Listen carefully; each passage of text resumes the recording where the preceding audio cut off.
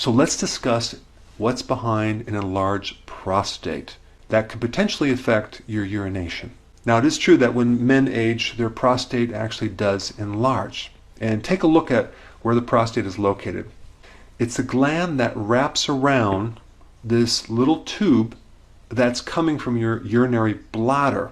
So as you increase the size of that prostate, it's going to shut down that tube and it's going to affect your ability to urinate. And so the doctor puts you on a certain medication like Flomax, an antibiotic, and maybe you'll do some blood tests, and then I'll see you in 6 months. But my question is, what is causing the enlarged prostate? If you take a look at all of your hormones, they can be classified really in 2 different categories. One category is called anabolic, and the other category would be catabolic.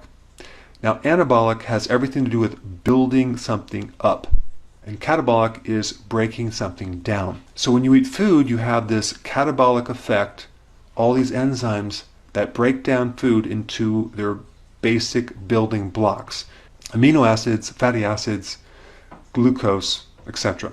And then you have all the anabolic hormones that kick in and take these building blocks and make body tissue out of them. And so when the prostate enlarges, it's obvious that you have this anabolic thing going on, right?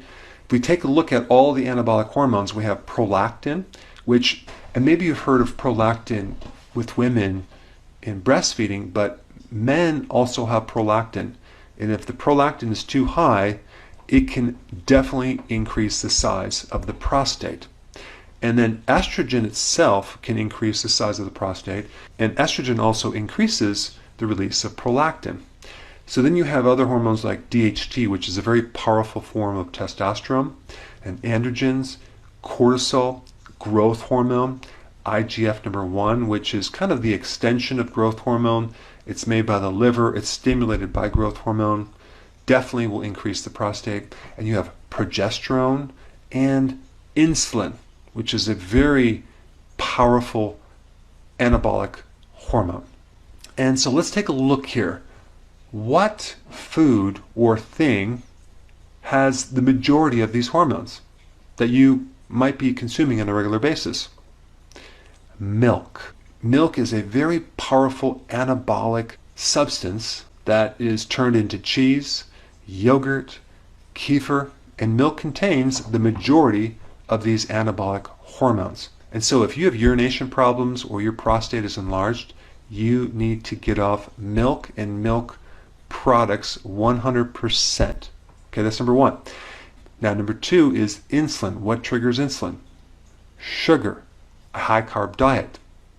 So if your prostate is enlarged or you have urination problems, you need to get off sugar and go on a ketogenic plan. If you're new to my channel, I put a link down below. And then we have estrogen. Okay, so estrogen can come from many different sources.